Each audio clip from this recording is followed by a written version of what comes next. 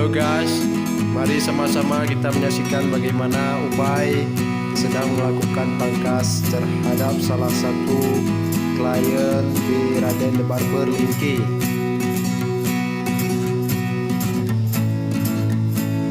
Ubay,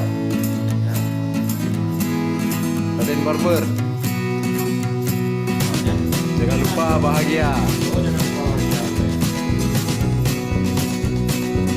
Semangat. Ini adalah salah satu tipe rambut pet. Tipe rambut pet. Undercut lah.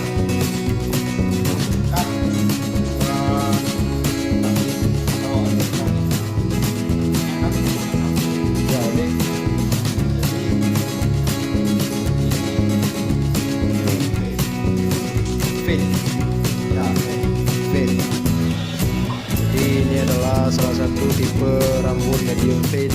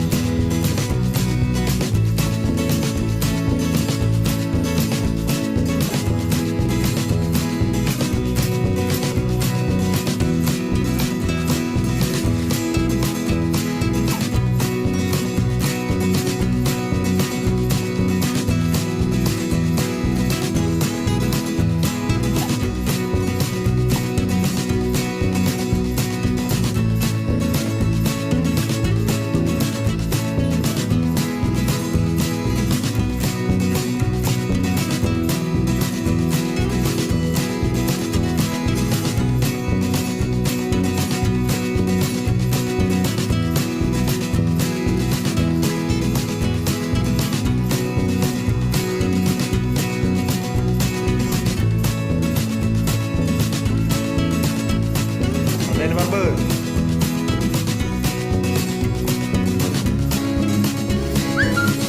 jangan lupa bahagia.